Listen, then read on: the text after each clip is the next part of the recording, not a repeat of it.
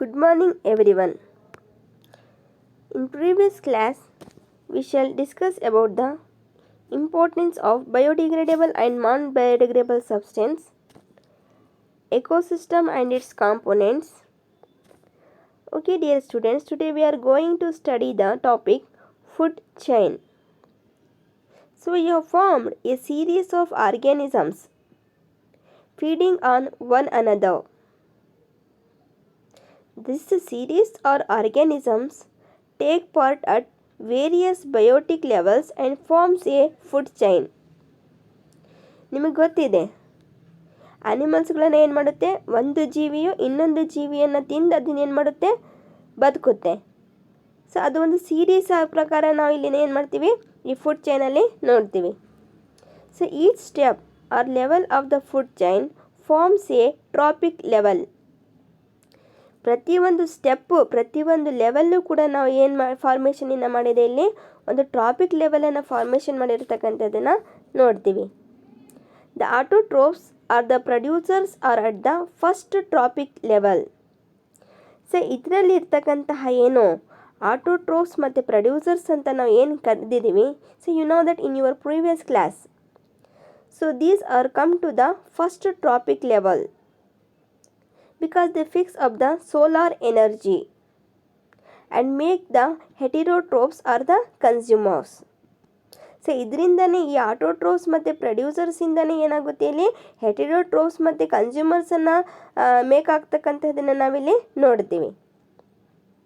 You know that what do you mean by autotrophs? Once I can recall it. Plants can prepare their own food are called autotrophs. Plants can prepare their own food are called autotrophs or producers. It is the first tropic level because they fix up the solar energy. So these autotrophs and producers use sunlight. So in the presence of the sunlight they prepare their own food. ಸನ್ಲೈಟಿನ solar ಎನರ್ಜಿಯ ಮೂಲಕ ಅದನ್ನೇನು ಮಾಡುತ್ತೆ, ತಾನೇ ಆಹಾರವನ್ನು prepare ಮಾಡ್ತಕ್ಕಂತಹದ್ದನ್ನು ನಾವು ಇಲ್ಲಿ ನೋಡ್ತೀವಿ. ಸೊ ಅದನ್ನು ನಾವು ಏನಂತ ಕರಿತೀವಿ, ಪ್ರೊಡ್ಯೂಸರ್ಸ್ ಮತ್ತು ಆಟೋಟ್ರೋಫ್ಸ್ ಅಂತ ಕರಿತೀವಿ. So here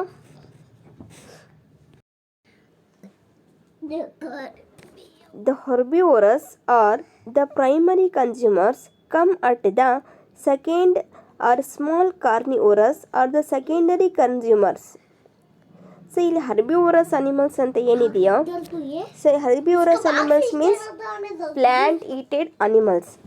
so these plant heated animals so depend upon the producers. The herbivores are the primary consumers come at the small carnivore, come at the second tropic level, and it is called it as small carnivores or secondary consumers. You know that herbivorous means the animals which eat only plants, that animals are called herbivores. And the third and large carnivores are tertiary consumers. Third and the large carnivorous animals come unto the tertiary consumers. It forms the fourth tropic level. It forms the fourth tropic level. So here, see this chain. Here the producers, primary consumers and secondary consumers. Producers, primary consumer, secondary consumer and tertiary consumers. And last one is producers, primary consumer, secondary consumer, tertiary consumer and quaternary consumers. So here producers, you know that. Here producers, they can prepare their own food with the help of the sunlight. And primary consumers are the herbivorous animals, are the primary consumers, or small herbivorous are the primary consumers. And then the secondary consumers are small carnivorous. And the tertiary consumers are the fourth, it makes the large carnivorous animals. So here we know that the food we eat and acts as a fuel to produce us energy to do work. ಏನು ನಾವು ತಿಂದಿರ್ತಕ್ಕಂಥ ಏನು ಆಹಾರವನ್ನು ಇರುತ್ತೋ ಆಹಾರವನ್ನು ಯಾವ ಥರ act ಮಾಡುತ್ತೆ, ಅದನ್ನು ಫ್ಯೂಲಿನ ಥರ ಅದನ್ನು ವರ್ಕ್ ಮಾಡುತ್ತೆ. ಆಹಾರವನ್ನೇ ನಮಗೇನು ಕೊಡುತ್ತೆ, ಇಲ್ಲಿ ಎನರ್ಜಿಯನ್ನು ಕೊಡುತ್ತೆ. ಆ ಎನರ್ಜಿಯಿಂದ ನಾವು ಏನು ಮಾಡ್ತೀವಿ, ಎಲ್ಲ ಕೆಲಸಗಳನ್ನು ಮಾಡ್ತಕ್ಕಂಥದ್ದು ನಾವಿಲ್ಲಿ ನೋಡ್ತೀವಿ. So food chain is A series of organisms. Food chain is a series of organisms in which one organism eats another organisms as food. So ಈ ಫುಡ್ ಚೈನ್ ಅಂತಕ್ಕಂಥದ್ದನ್ನು ಏನಿದೆಯೋ ಇದು ಒಂದು ಆರ್ಗ್ಯಾನಿಸಮಿನ ಒಂದು ಸೀರೀಸ್ ಇದು. ಸೊ ಇಲ್ಲಿ ಏನಾಗುತ್ತೆ ಅಪ್ಪ ಅಂದರೆ ಒಂದು ಜೀವಿಯು ಇನ್ನೊಂದು ಜೀವಿಯನ್ನು ತಿಂದು ಏನು ಮಾಡುತ್ತೆ, ಅದನ್ನು ಎನರ್ಜಿಯನ್ನು ಪಡ್ಕೊಳ್ತಕ್ಕಂಥದ್ದನ್ನು ನಾವಿಲ್ಲಿ ನೋಡ್ತೀವಿ. ಈ food chain is the flow of food energy from one organism to the next and next to and to the next and so on. ಇಲ್ಲಿ ಹೇಳಿದ್ದಾರೆ they usually start with A producers. Usually ಯಾವುದರಿಂದ ಇದನ್ನು start ಆಗಿದೆ ನೀವು ನೋಡ್ತಾ ಇದ್ದಿಲ್ಲ, ಯೂನಿಡೈರೆಕ್ಷನಲ್ ಆರೋ ಮಾರ್ಕಲ್ಲಿ ಇಲ್ಲಿ ತೋರಿಸಿದ್ದಾರೆ. Grass, deer, lion. So these are it can be an easily to know that. So they usually start with the producers and end with a carnivorous. Small carnivorous to large carnivorous. ಪ್ರೊಡ್ಯೂಸರ್ಸಿಂದ start ಆಗಿದ್ದನ್ನು small ಕಾರ್ನಿವೋರಸ್ಸಿಂದ large ಕಾರ್ನಿವೋರಸ್ಸಿಗೆ ಅನಿಮಲ್ಸಿಂದ ಅದನ್ನೇನಾಗಿದೆ end ಆಗಿರ್ತಕ್ಕಂಥದ್ದನ್ನು. So in a food chain an organisms get food from one group of organisms. So for example see here, grass eaten by deer, Deere eaten by lion. Grass eaten by deer, deer eaten by lion.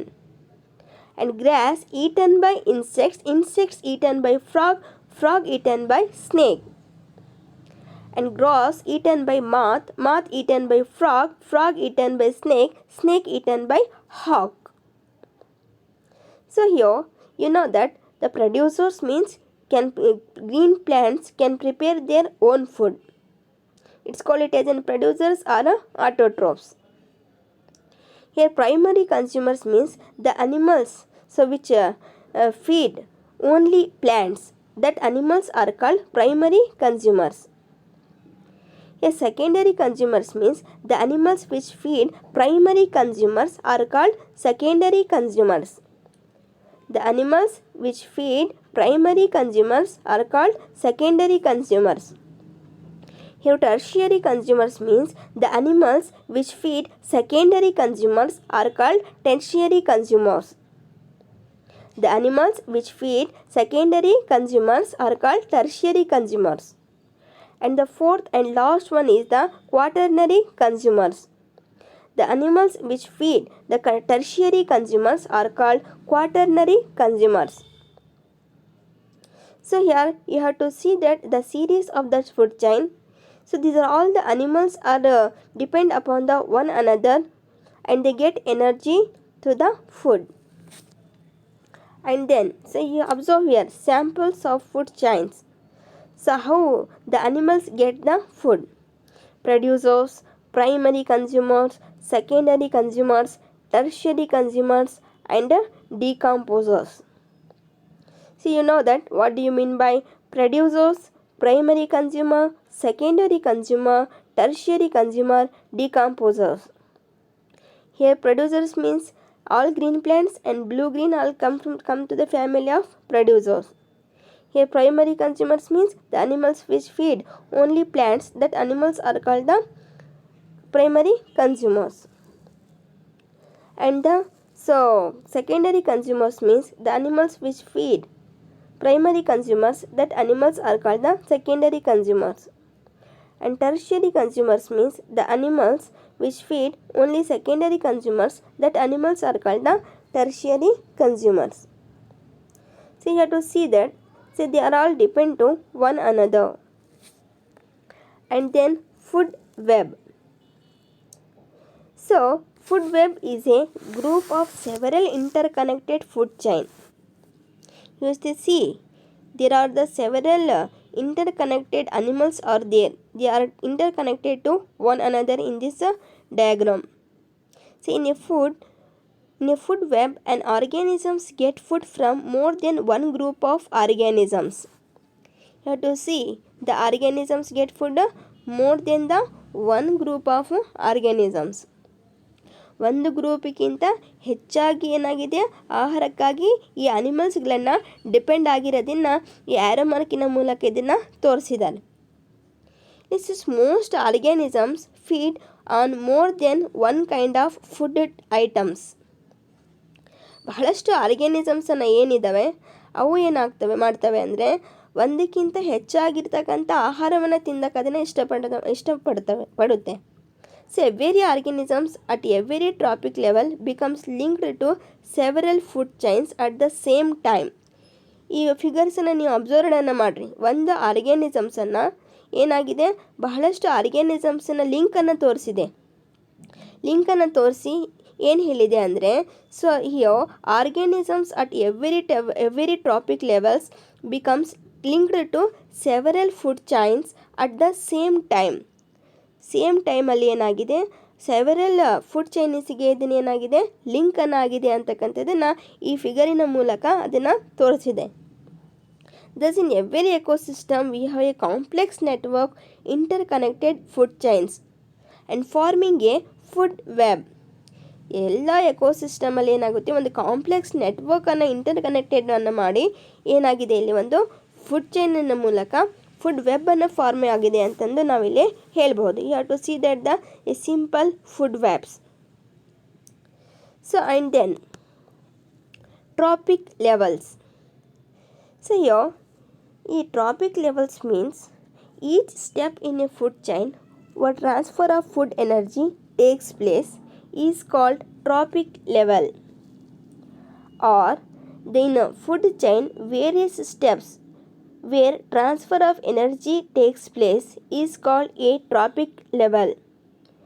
So ಇಲ್ಲಿ ಬಹಳಷ್ಟು ನಾವು traffic ಲೆವೆಲ್ಸ್ಗಳನ್ನು ಇಲ್ಲಿ ನೋಡಿದ್ದೀವಿ. Trophic level 1, trophic level 2, trophic level 3 and trophic level 4. ಈ 4 traffic ಲೆವೆಲಲ್ಲೂ ನಾವು ಏನನ್ನು ನೋಡ್ತಾ ಇದ್ದೀವಿ ಅಂದರೆ ಪ್ರತಿಯೊಂದು ಟ್ರಾಪಿಕ್ ಲೆವೆಲ್ ಏನಾಗಿದೆ ಸೊ ಎನರ್ಜಿಯನ್ನು ಫುಡ್ ಚೈನಿನ ಮೂಲಕ ಟ್ರಾನ್ಸ್ಫರ್ ಆಗಿರ್ತಕ್ಕಂಥದ್ದನ್ನು ನಾವಿಲ್ಲಿ ನೋಡ್ತೀವಿ. In a food chain various steps where transfer of energy takes place, so it is called trophic level. So ಅದನ್ನೇ ನಾವು ಏನಂತ ಕರೆದಿದ್ದೀವಿ ಇಲ್ಲಿ ಟ್ರಾಪಿಕ್ ಲೆವೆಲ್ ಅಂತ ಕರೆದಿದ್ದೀವಿ. Each step in a food chain transfer of food energy.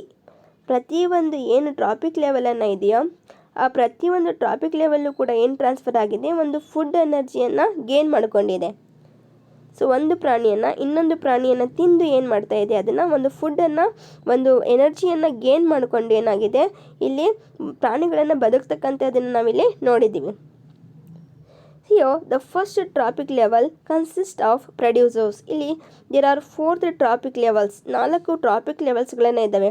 Producers, herbivorous, primary consumers and secondary consumers. So the first trophic levels consisting of the producers. ಇಲ್ಲಿ first trophic level ಅಥವಾ T1 ಅಂತ ನಾವಿಲ್ಲಿ ಕರಿತೀವಿ. The first trophic level consisting of producers. Here see the grass. So this one is the first tropic level, and the second tropic level consisting of primary consumers. Secondary tropic levels ಏನಿದೆ T2. Here T2 or second tropic level.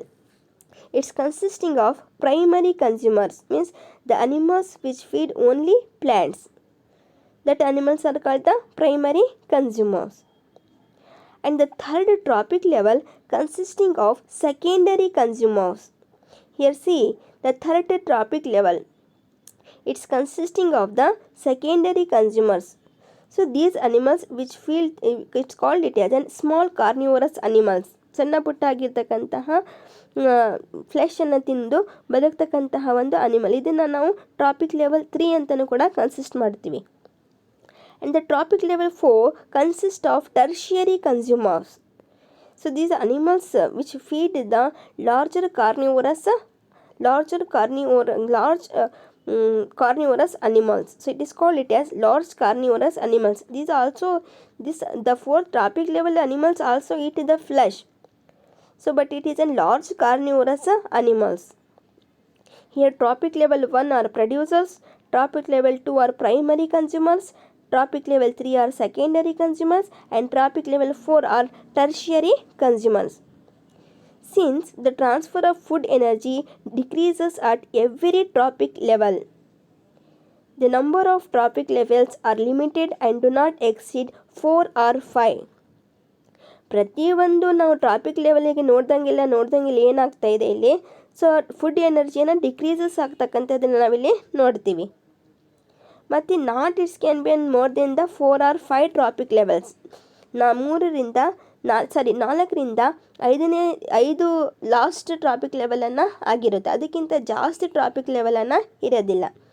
ಒಂದು ಜೀವಿಯನ್ನು ಬದುಕಬೇಕಂದ್ರೆ so ಅದೇನಾಗುತ್ತೆ, ಒಂದು ಜೀವಿಯನ್ನು ಇನ್ನೊಂದು ಜೀವಿಯನ್ನು ತಿಂದು ಅದನ್ನು ಬದುಕ್ತಕ್ಕಂಥದ್ದನ್ನು ನಾವು ನೋಡ್ತೀವಿ. ಸೊ ಅದನ್ನು ಪ್ರೊಡ್ಯೂಸರ್ಸನ್ನು ಹರ್ಬಿವೋರಸ್ ಅನಿಮಲ್ಸ್ ತಿನ್ನುತ್ತೆ, ಹರ್ಬಿವೋರಸನ್ನು ಪ್ರೈಮರಿ ಕನ್ಸ್ಯೂಮರ್ಸ್ ತಿನ್ನುತ್ತೆ, ಪ್ರೈಮರಿ ಕನ್ಸ್ಯೂಮರ್ಸನ್ನು ಸೆಕೆಂಡರಿ ಕನ್ಸ್ಯೂಮರ್ಸನ್ನು ಇರುತ್ತೆ. So that is enough. Not an more than the 5th trophic level. So 5 trophic ಲೆವೆಲ್ಗಿಂತ ಜಾಸ್ತಿ ಆಗಿರ್ತಕ್ಕಂತಹ ಟ್ರಾಪಿಕ್ ಲೆವೆಲ್ಸನ್ನು ಇರೋದಿಲ್ಲ. ಸೊ ಹಾಗಾಗಿ it can be seen that in a food chain various steps where transfer of energy takes place. It is called it as a trophic level. And then energy flow in trophic levels. So how the energy will be flown in the trophic level?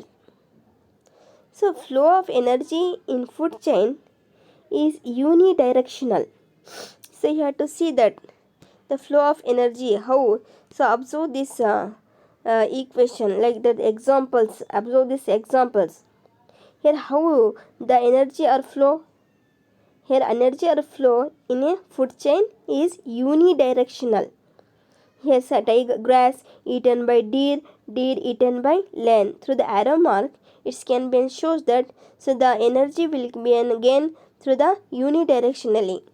And flow of energy in a food chain is a unidirectional.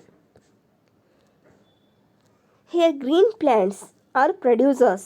Absorb 1% of solar energy and falling on the leaves and store it as food energy during photosynthesis. Here green plants capture 1% of sunlight and convert into food energy. ಏನು green ಪ್ಲ್ಯಾಂಟ್ಸನ್ನು ಅಂತ ನಾವು ಏನು ಹೇಳ್ತೀವೋ ಆ green ಪ್ಲ್ಯಾಂಟ್ಸನ್ನು ತಾನಾಗಿ ಆಹಾರವನ್ನು prepare ಮಾಡ್ಕೊಳ್ತಕ್ಕಂಥದ್ದನ್ನು ನಿಮಗೆಲ್ಲರಿಗೂ ಕೂಡ ಗೊತ್ತಿದೆ, with the help of the sunlight. So ಈ ಗ್ರೀನ್ ಪ್ಲ್ಯಾಂಟ್ಸನ್ನು ಸನ್ಲೈಟಿನ ಮೂಲಕ 1% ಅಷ್ಟು ಏನು ಮಾಡುತ್ತೆ, ಎನರ್ಜಿಯನ್ನು ಕ್ಯಾಪ್ಚರ್ ಮಾಡಿಕೊಳ್ಳುತ್ತೆ. ಆ ಒಂದು ಎನರ್ಜಿಯನ್ನು ಏನು ಮಾಡುತ್ತೆ, ಆ ಫುಡ್ ಎನರ್ಜಿಯಾಗಿ ಅದನ್ನು ಕನ್ವರ್ಟ್ ಮಾಡುತ್ತೆ. ಸೊ ಹಾಗೆಯೇ and you have to see that during the transfer of food energy from one tropic level to next tropic level, so 90% of the energy is lost to the environment and only 10% is transferred to the next tropic level. ನೋಡಿ ಇಲ್ಲಿ ಎಷ್ಟು ಚೆನ್ನಾಗಿ ಹೇಳಿದ್ದಾರೆ. ಈ ಫುಡ್ಡನ್ನು transfer ಮಾಡಬೇಕಾದ್ರೆ one trophic level to another trophic level, ಇಲ್ಲಿ 90% ಅಷ್ಟು ಎನರ್ಜಿಯನ್ನು ಏನು ಮಾಡುತ್ತೆ, ನಮ್ಮ ಎನ್ವಿರಾನ್ಮೆಂಟಲ್ಲೇ ಇದನ್ನು ಲಾಸ್ ಆಗ್ತಕ್ಕಂಥದ್ದನ್ನು ನಾವು ನೋಡ್ತೀವಿ. ಬರೀ 10% ಅಷ್ಟು ಮಾತ್ರ ಏನು ಮಾಡುತ್ತೆ, ಇಲ್ಲಿ ಎನರ್ಜಿಯನ್ನು ಗೇನ್ ಮಾಡ್ಕೊಳ್ತಕ್ಕಂಥದ್ದನ್ನು ನಾವು ನೋಡ್ತೀವಿ. ಬರೀ 10% ಅಷ್ಟು ಮಾತ್ರ ಏನಾಗುತ್ತೆ, ಒಂದು ಟ್ರಾಪಿಕ್ ಲೆವೆಲಿಂದ ಇನ್ನೊಂದು ಟ್ರಾಪಿಕ್ ಲೆವೆಲ್ಗೆ ಏನಾಗುತ್ತೆ, ಎನರ್ಜಿಯನ್ನು ಟ್ರಾನ್ಸ್ಫರ್ ಆಗ್ತಕ್ಕಂಥದ್ದನ್ನು ನಾವಿಲ್ಲಿ ನೋಡ್ತೀವಿ. Here only 10% of energy is transfer to the next trophic level. The remaining 90% energy is used in life processes. ಇನ್ನು ಉಳಿದಿರ್ತಕ್ಕಂಥ ಏನು 90% ಅಷ್ಟು ಏನು ಎನರ್ಜಿಯನ್ನು ಇರುತ್ತೋ ಅದನ್ನು ಲೈಫ್ ಪ್ರೊಸೆಸಸ್ಸಿಗೆ ಅದನ್ನು ಯೂಸ್ ಮಾಡ್ಕೊಳ್ಳುತ್ತೆ. ಅಂದರೆ ಫಾರ್ ಎಕ್ಸಾಂಪಲ್ ಡೈಜೆಷನಿಗಾಗಿ, ಗ್ರೋತಿಗಾಗಿ, ರೀಪ್ರೊಡಕ್ಷನ್ಗಾಗಿ ಏನು ಮಾಡುತ್ತೆ, ಉಳಿದಿರ್ತಕ್ಕಂತಹ ಒಂದು 90% ಆಗಿರ್ತಕ್ಕಂಥ ಎನರ್ಜಿಯನ್ನು ಪ್ಲ್ಯಾಂಟ್ಸ್ಗಳನ್ನು ಯೂಸ್ ಮಾಡಿಕೊಳ್ಳುತ್ತೆ. ಜಸ್ಟ್ 10% ಅಷ್ಟು ಮಾತ್ರ ಏನು ಮಾಡುತ್ತೆ, ಒಂದು ಟ್ರಾಪಿಕ್ ಲೆವೆಲಿಂದ ಇನ್ನೊಂದು ಟ್ರಾಪಿಕ್ ಲೆವೆಲ್ಲಿಗೆ ಎನರ್ಜಿಯನ್ನು ಟ್ರಾನ್ಸ್ಫರ್ ಮಾಡ್ತಕ್ಕಂಥದ್ದನ್ನು ನಾವು ನೋಡ್ತೀವಿ. So there is a decrease in the amount of food energy transferred at every tropic level by 10%. This is known as 10% law. So ಇದನ್ನು ಏನಂತ ಕರಿತೀವಿ ನಾವು, 10% ಲಾ ಅಂತ ಕರಿತೀವಿ. ಬರೀ 10% ಅಷ್ಟು ಮಾತ್ರ ಎನರ್ಜಿ ಏನಾಗುತ್ತೆ, ಇನ್ನೊಂದು ಟ್ರಾಪಿಕ್ ಲೆವೆಲ್ಲಿಗೆ ಟ್ರಾನ್ಸ್ಫರ್ ಆಗುತ್ತೆ. ಉಳಿದಿರ್ತಕ್ಕಂಥ ಏನು 90% ಎನರ್ಜಿಯನ್ನು ಇರುತ್ತೆ ಅದನ್ನೇ ತನ್ನ ಲೈಫ್ ಪ್ರೊಸೆಸಸ್ಸಿಗಾಗಿ ಯೂಸ್ ಮಾಡ್ಕೊಳ್ಳುತ್ತೆ. ಗ್ರೋತಿಗಾಗಿರ್ಬೋದು, ರೀಪ್ರೊಡಕ್ಷನಿಗಾಗಿರ್ಬೋದು, ಡೈಜೆಷನಿಗಾಗಿರ್ಬೋದು. ಸೊ ಅದನ್ನು transfer the trophic level. So ಅದನ್ನು ಟ್ರಾಫಿಕ್ ಲೆವೆಲಿಂದ ಅದನ್ನು ಟ್ರಾನ್ಸ್ಫರ್ ಆಗ್ತಕ್ಕಂಥದ್ದನ್ನು ನಾವಿಲ್ಲಿ ನೋಡ್ತೀವಿ. And then biological magnification or biomagnification. See, all of you know that what do you mean by biomagnification? Here, you know that the biomagnification means the concentration of harmful chemicals increase with every next trophic level in a food chain. So this is called the biomagnification. So the increase in concentration of harmful chemicals in the body of organisms at higher trophic levels is called biomagnification. ಅಂದರೆ the concentration of harmful chemicals increases every next trophic level in a food chain. ಪ್ರತಿಯೊಂದು food ಚೈನಲ್ಲೂ ಕೂಡ ಏನಾಗಿರುತ್ತೆ, so ಏನು ಇವು ಕೆಮಿಕಲ್ಸ್ಗಳೇನೋ ಇರುತ್ತೋ ಆ ಕೆಮಿಕಲ್ಸ್ಗಳ ಕಾನ್ಸಂಟ್ರೇಷನನ್ನು ಜಾಸ್ತಿ ಆಗೇನಾಗುತ್ತೆ, so ಅದನ್ನು ನೆಕ್ಸ್ಟ್ ಟ್ರಾಪಿಕ್ ಲೆವೆಲಿಗೆ ಅದನ್ನು ಹಾರ್ಮ್ಫುಲ್ಲನ್ನು ಮಾಡುತ್ತೆ. ಸೊ ಅದನ್ನೇ ನಾವು ಏನಂತ ಕರಿತೀವಿ, ಬಯಾಲಜಿಕಲ್ ಮ್ಯಾಗ್ನಿಫಿಕೇಷನ್ ಅಂತ ಕರಿತೀವಿ.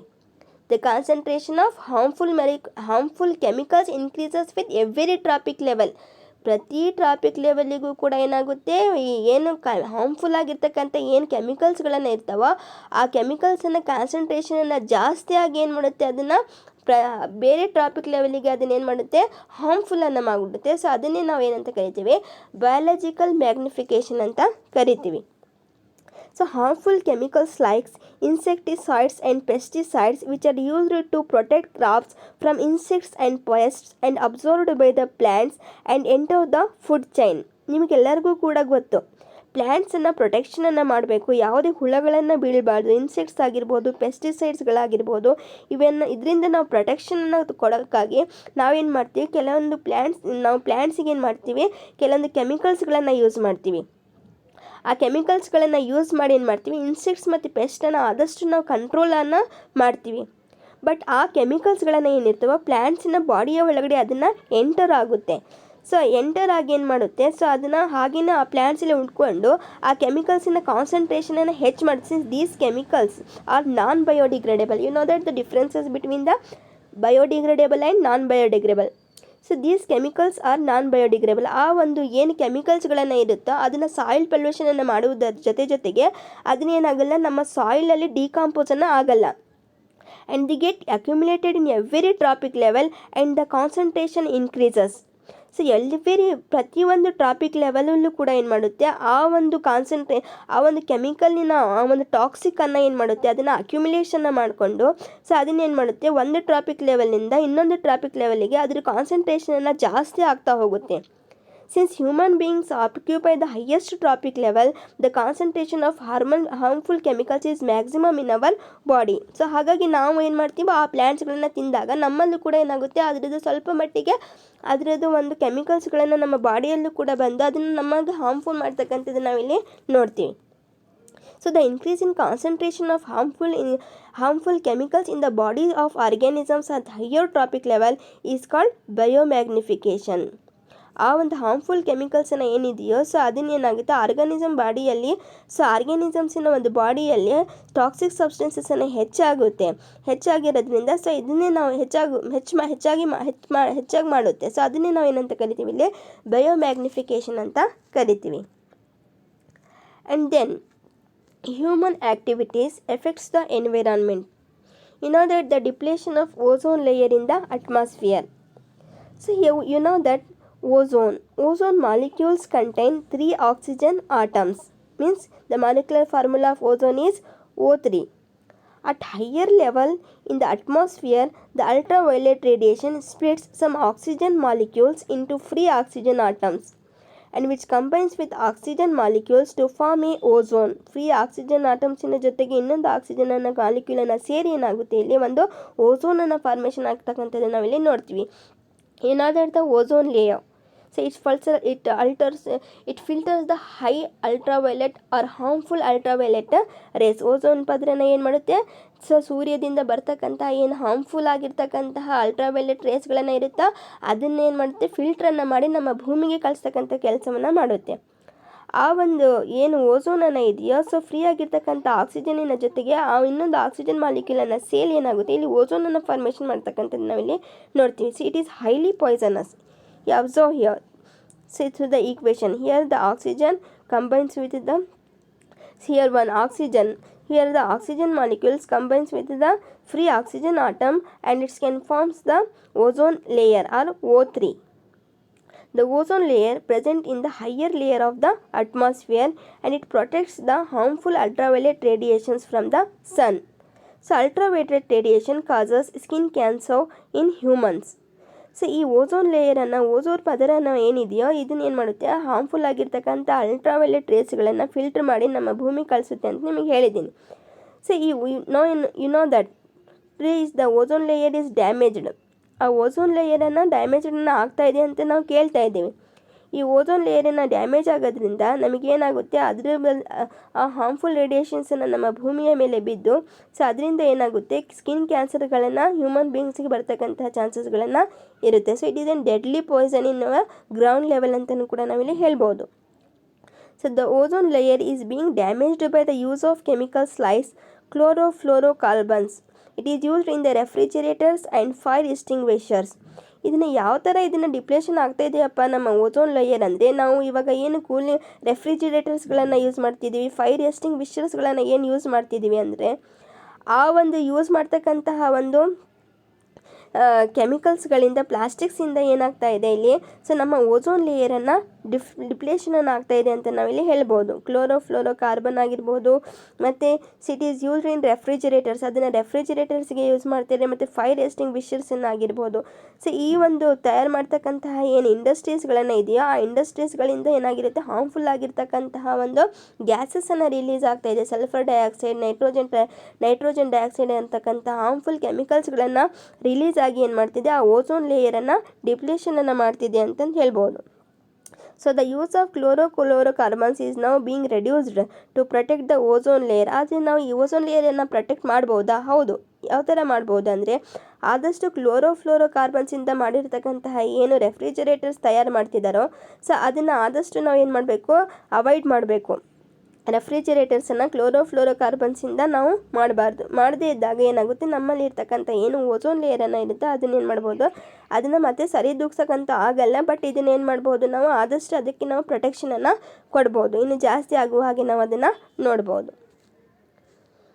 So observe here stratosphere, the diagram of the atmosphere. Here stratosphere, ozone layer, troposphere, troposphere and the earth.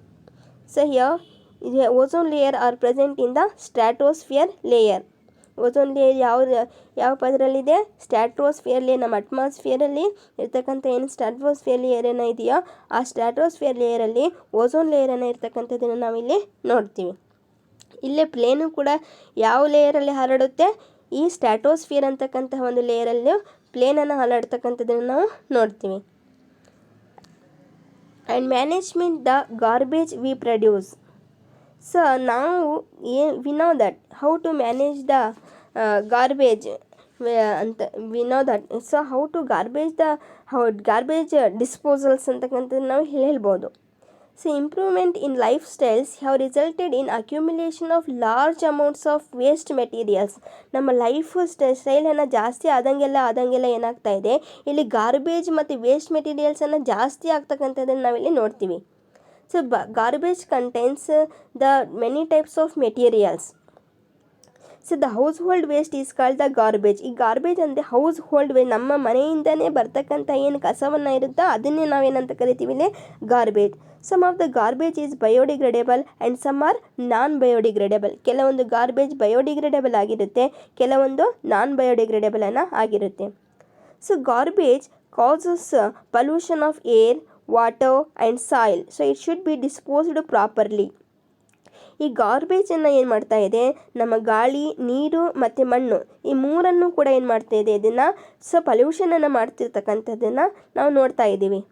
So some of the methods of the garbage disposals are landfills, recycling, production of biogas and manure, preparation of compost, incineration, sewage treatment.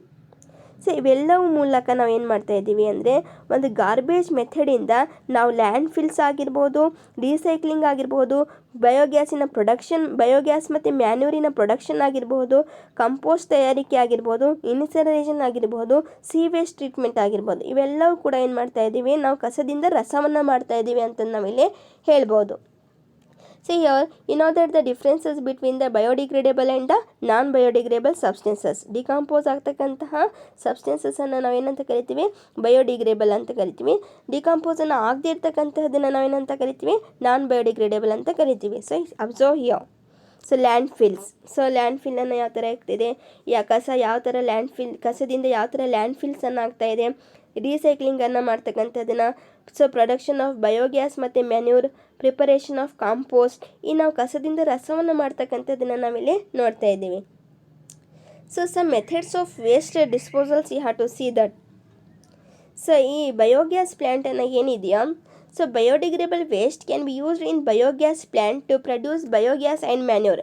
So ಇಲ್ಲಿ ನೋಡ್ರಿ, biodegradable waste ಅಂದರೆ decompose ಆಗ್ತಕ್ಕಂಥ ಒಂದು waste can be used in, ಅದನ್ನು ಯಾವುದಕ್ಕೆ use ಮಾಡ್ತಾ ಇದ್ದಾರೆ, biogas plant to produce the biogas and manure.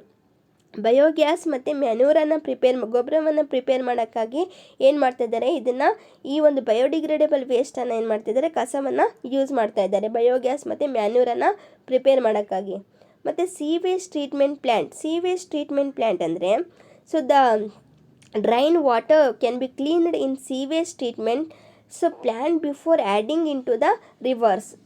Drain waters can be cleaned in sewage treatment. So sewage ಟ್ರೀಟ್ಮೆಂಟಿಂದ ಏನು ಡ್ರೈನ್ ವಾಟರನ್ನು ಕೊಳ್ತಾಗಿರ್ತಕ್ಕಂತಹ ಏನು ನೀರನ್ನು ಇರುತ್ತೋ, ಸೊ ಆ ಒಂದು ನೀರನ್ನು ಏನು ಮಾಡುತ್ತೆ, ಬಿಫೋರ್ ಆ್ಯಡಿಂಗ್ ಟು ದ ರಿವರ್ಸಿಗೆ ಆ್ಯಡಿಂಗನ್ನು ಆಗೋಕ್ಕಿಂತ ಮುಂಚೆ ಅದನ್ನು ಏನು ಮಾಡ್ತಾರೆ, ಅದನ್ನು ಕ್ಲೀನಡನ್ನು ಮಾಡಿ ಅದನ್ನು ಕಳಿಸ್ತಕ್ಕಂತಹದನ್ನೇ ಸೀವೇಜ್ ಟ್ರೀಟ್ಮೆಂಟ್ ಪ್ಲ್ಯಾಂಟ್.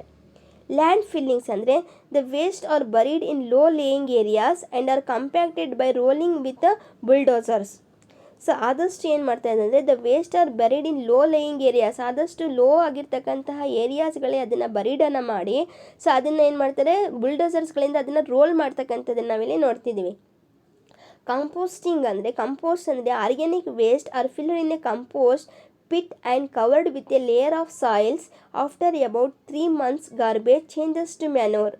ಮತ್ತು ಈ ಕಂಪೋಸ್ಟ್ನ ಯಾವ ಥರ ಮಾಡ್ತಾರೆ ಅಂದರೆ, ಒಂದು ಪಿಟ್ ಅಥವಾ ಯಾವುದೇ ಆಗಿರ್ತಕ್ಕಂಥ ಗುಂಡಿಯನ್ನು ತೋಡಿ, ಸೊ ಅದರಲ್ಲಿ ಏನು ಮಾಡ್ತಾರೆ, ವೇಸ್ಟನ್ನು ಹಾಕಿ ಅದನ್ನು ಮ್ಯಾನ್ಯೂರ್ ಆಗೋಕ್ಕೆ ಒಂದು 2 ರಿಂದ 3 ತಿಂಗಳವರೆಗೂ ಸೊ ಅದನ್ನು ಹಾಗೆ ಬಿಟ್ಟು ಅದನ್ನು ಒಂದು ಗೊಬ್ಬರವನ್ನು ಆಗೋದಕ್ಕಾಗಿ ಅದನ್ನು ಬಿಡ್ತಕ್ಕಂಥದ್ದು. ಮತ್ತು ರೀಸೈಕ್ಲಿಂಗ್ ಅಂದರೆ non biodegradable waste are recycled to make new items. So ಏನು ನಾನ್ ಬಯೋಡಿಗ್ರೇಡಬಲ್ ಏನಿರ್ತಾವೋ, so plastic, for example plastic, so ಅದನ್ನು ನಾನ್ ಬಯೋಡಿಗ್ರೇಡಬಲ್, ಸೊ ಆ ನಾನ್ ಬಯೋಡಿಗ್ರೇಡಬಲ್ ವೇಸ್ಟನ್ನು ಏನಿರುತ್ತೆ, ಆ ನಾನ್ ಬಯೋಡಿಗ್ರೇಡಬಲ್ ವೇಸ್ಟನ್ನು ರೀಸೈಕಲನ್ನು ಮಾಡ್ತಕ್ಕಂಥದ್ದನ್ನು. And it is it is a conventional technique to use an item again. So newspaper for making envelopes, newspaper ಆಗಿರ್ಬೋದು, ಅದನ್ನು ಎನ್ವಲಪ್ಸನ್ನು ಮಾಡೋದಕ್ಕಾಗಿ ಅದನ್ನು ಯೂಸ್ ಮಾಡ್ತಕ್ಕಂಥದ್ದನ್ನು. ಸೊ ಇಲ್ಲಿ ಗೊತ್ತಾಗ್ತಿದೆ, ಸೊ ಲ್ಯಾಂಡ್ ಫಿಲ್ಸ್ಗಳನ್ನು ಏನಾಗುತ್ತೆ, ಆದಷ್ಟು ಸಣ್ಣದಾಗಿರ್ತಕ್ಕಂಥ ಒಂದು ಏರಿಯಾದಲ್ಲಿ ಅದನ್ನು ಬುಲ್ಡೋಸರ್ ರೋಲಿಂಗಿಂದ ಏನು ಮಾಡ್ತಾರೆ, ಅದನ್ನು ಪ್ರಿವೆನ್ಷನ್ನ ಮಾಡ್ತಕ್ಕಂಥದ್ದನ್ನು, ಮತ್ತು ನಾನ್ ಬಯೋಡಿಗ್ರೇಡಬಲ್ ಸಬ್ಸ್ಟೆನ್ಸಸ್ಗಳನ್ನು ಅದನ್ನು ರೀಸೈಕಲ್ ಮಾಡ್ತಕ್ಕಂಥದ್ದನ್ನು, ಮತ್ತು ಕಸದಿಂದ ರಸ ಅಂದರೂ ನಾವು ಬಯೋಗ್ಯಾಸ್ ಮತ್ತು ಮ್ಯಾನ್ಯೂರನ್ನು ಪ್ರಿಪೇರ್ ಮಾಡ್ತಕ್ಕಂಥದ್ದನ್ನು, ಮತ್ತು ಅದೇ ಕಸವನ್ನು ಏನು ಮಾಡ್ತಾರೆ, ಒಂದು ಗುಂಡಿಯನ್ನು ತೋಡಿ ಅದರಲ್ಲಿ ಏನು ಮಾಡುತ್ತೇವೆ, 2 to 3 months ಆದಮೇಲೆ ಅದನ್ನ ಏನು ಮಾಡ್ತಾರೆ, ಮ್ಯಾನ್ಯೂರ್ ಆಗಿ ಪ್ರಿಪೇರ್ ಮಾಡಿ ಅದನ್ನು ಪ್ಲ್ಯಾಂಟ್ಸ್ಗಳಿಗೆ ಯೂಸ್ ಮಾಡ್ತಕ್ಕಂಥದ್ದನ್ನು. ಇವೆಲ್ಲವೂ ಕೂಡ ಏನು ಮಾಡ್ತೀವಿ ನಾವು, ಸೊ ವಿತ್ ದ ಹೆಲ್ಪ್ ಗಾರ್ಬೇಜಿಂದ ನಾವು ಮಾಡ್ತಕ್ಕಂಥದ್ದು ನಾವಿಲ್ಲಿ ನೋಡ್ತಾ ಇದ್ದೀವಿ. ಸೊ ಈ ಥರ ಏನು ಮಾಡ್ತಾಯಿದ್ವಿ, ನಮ್ಮ ಎನ್ವಿರಾನ್ಮೆಂಟನ್ನು ನಾವು ಪ್ರೊಟೆಕ್ಷನ್ನ ಮಾಡ್ತಾಯಿದ್ದೀವಿ ಅಂತಂದು ನಾವಿಲ್ಲಿ ಹೇಳ್ಬೋದು. So you know that. So here the substances that can broken down by biological process are said to be biodegradable. And these substances may be inert and simply persist in the environment for a long time or may harm the various members of the ecosystem. Okay dear students, today we shall discuss about the importance of food chain and then food web, trophic levels, energy flow in different trophic levels, biomagnification, depletion of ozone layer in the atmosphere, and how to manage the garbage we produce. Okay, thank you.